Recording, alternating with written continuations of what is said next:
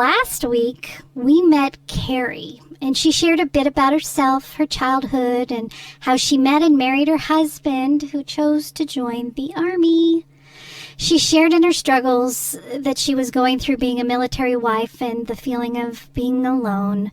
She had lost confidence in herself, and she had had low self-image due to weight gain after she had her first child, which I think a lot of us can relate to, yes. She did talk about how loyal her husband was, and though he was reluctant, he agreed to an official separation while he was deployed for a long period of time. Enter Brandon, her manager at work, and how an affair ensued. So in this episode today, we will learn what transpired with her affair and how her marriage overcame the affair and where things are in the marriage. My job was at a restaurant, and I worked seconds and thirds. It was a fun place to work at the time, and I had grown close to quite a few people there. At the time, Brandon was going through some shit with his wife. He was a stickler about rules, didn't talk a lot about personal stuff, tried to be funny with silly dad jokes. He was Danny Tanner's twin in many ways, but we all knew enough to know that something was going on with him. One night we were short-staffed, and it was just me, him, and one other person. We were so busy, and to my surprise, after a phone call, he disappeared.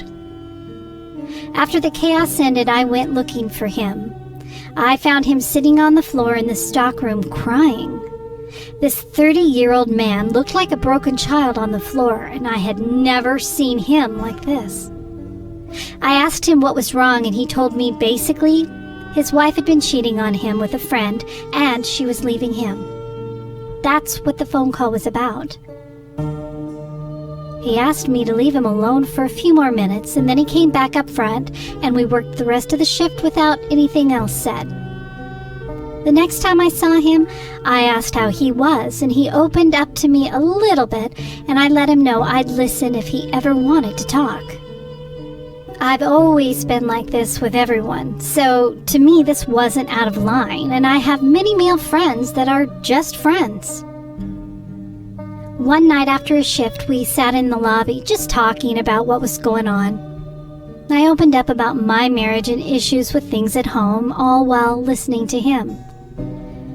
We slowly became friends. We would go shoot pool after work with other coworkers. We would meet at the park and let our kids play together, because they knew each other from crossing paths at the restaurant. He was pretty heartbroken by all that was going on. There was one day in particular that was pretty bad. His wife had moved her new guy into their home while Brandon was at work. He was in the process of moving out, but it was not something he thought she would do. He was angry. I was in the process of leaving my shift when he told me all about this, and he asked if I'd be willing to help him move his stuff later that day. So I did. After all was done, I went to leave, and I gave him a quick hug. He always did side hugs, but he actually hugged me, and I was kind of surprised. He thanked me, and we agreed to meet up with the kids the next day at the park before work. The next day came around, and after the kids played, he asked me to shoot pool after work. I agreed, and we met later that night. Nothing was out of the ordinary at the billiards place. We had normal banter and conversation, and we stayed until closing time. I had to go get my child from the sitter, so we made our way into the parking lot. As we said goodbye, he reached out to hug me, and he hugged me hard and tight. I felt such a spark in that hug, and it was so shocking to me. I tried to tell myself that I was crazy and there's no way he liked me like that. And before he let me go, he slowly kissed me. He initially apologized, but at that moment, I didn't care, and I kissed him again. It felt so right at that moment. I had butterflies and was just lost in it all. I honestly couldn't believe that this guy, who was pretty damn handsome, thought me as attractive and kissed me. I gained a little bit of confidence back that night. This affair ended up lasting a long time, but with breaks every now and then. Before my husband came back home, I saw Brandon pretty often between work and after. Once we finally slept together, I couldn't get enough of him. He was different in so many ways from my husband. Not that my husband was bad, because that wasn't it at all.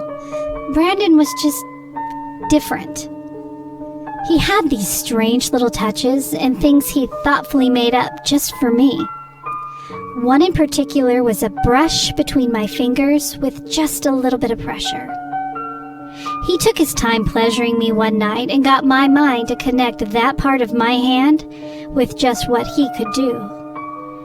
So at work, it would seem like just a brush on the hand was more. It was his way of telling me he was thinking about having his way with me at that moment. He was cautious about showing affection, especially at work, so those little things just kept me smitten. We had quite a few months of just being together while he worked through his divorce. It was fun to date again. We kept things fairly hush-hush. A few of my friends knew, but outside of that, people talked, but that was it. When my husband returned, things were still rocky between us. Even though we decided to stay together, I couldn't let Brandon go. We did end things for a bit due to my husband coming back and Brandon trying to adjust to life as a single parent. Then I started a different job and got pregnant with my second child. Occasionally, I would visit the place I used to work and chat with him. The chemistry was always there. It wasn't until my middle child was around 2 that we ran into each other again and started messing around again. I tell you that he's like a magnet for me, and it's just crazy how it happens. I fell in love with Brandon all over again. I couldn't help it. We were sleeping together here and there, and then I found out I was pregnant. I knew it was Brandon's child. I told him, and I said I was going to talk to the doctor about my options. He was willing to support my decision. However, he really didn't want to have a baby. He is 7 years older than I was. I was 29 at the time, and his children were older. After much thought, I realized I couldn't bring myself to terminate my pregnancy. I lied to my husband about the baby being his. He'd recently had a vasectomy, but was not cleared for shooting blanks yet. But I knew there was no way it was his baby. I knew the exact date of conception because of the lack of sex at home, and this is part of the reason why I slept with Brandon. My husband's memory isn't as good as mine. I did spend the majority of my pregnancy away from Brandon. I was high risk and stayed close to home. I did see Brandon the night before I had my baby. He apologized for not being part of things, and we slept together that night too. I think he spent more time rubbing my pregnant belly and talking to it that night than my husband ever did. It made me sad to a degree because both these men were great dads and men that I loved, and I loved them both very much. After my baby was born, Brandon kept in contact with me. He saw the baby a few times but refused to really get attached, which I get. For the next couple of years, I would see him from time to time at his work. When my youngest child, Brandon's kid, was around 3, my husband and I hit another very bad, rough patch in our marriage. Our middle child was diagnosed with some health issues, and my husband checked out. He shut us out and pretty much became a wall. Yeah, he was there, but he wasn't. I know people take news differently, but he was usually a great partner in rough times, even when he knew about the earlier days with Brandon. Yes, I had told him about Brandon once he had come back from deployment before I got pregnant by Brandon.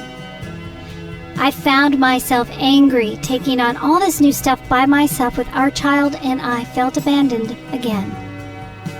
This time, I told my husband that if I was going to live as a roommate and feel like a single mom, then I was going to make it official and be one. He, of course, begged me to stay, but it wasn't enough. I ended up getting a better job. I didn't work for about 6 years because I'd had my last 2 kids.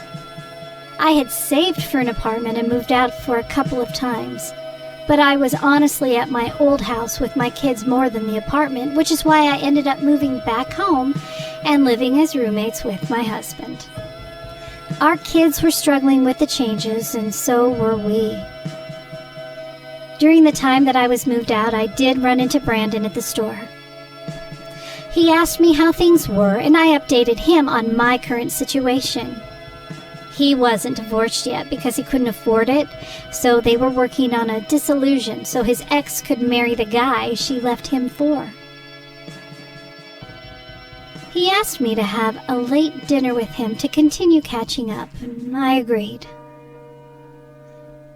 We had a great dinner, and you could just feel the chemistry between us. I was really emotionally drained from the situation with my middle child, my husband, and work.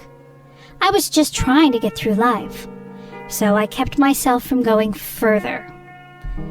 That lasted about 2 weeks before I find myself back in Brandon's bed.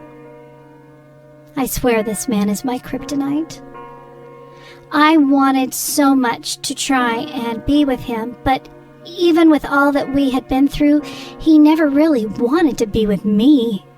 He was open about being scared to commit from the start of his divorce 10 years prior. Yes, this affair lasted on and off for that long. I was aware, and after a certain point, I just felt hurt because I felt like no matter how much I loved him, he would never love me back in a way that would work out. In the meantime, my husband started going to counseling and started trying everything to get me back. It was pretty infuriating to me because before I made the decision to leave, I had begged him to work with me and the kids to help our child, but he never would. He was even talking to another woman from school, and she was considering moving to our area to be with him. So that made me even more angry. I didn't care that he had someone, but once he found out I was talking to Brandon again, he wanted to smother me. It all came to a head on Christmas Eve. We got into a huge fight over him being a hypocrite since he now had a girlfriend and trying to say I left because of Brandon, which wasn't true. I left because he checked out on our daughter's health diagnosis for over a year, and I felt alone. I didn't even see Brandon until after I moved out. During our argument, I told my husband our youngest child wasn't his.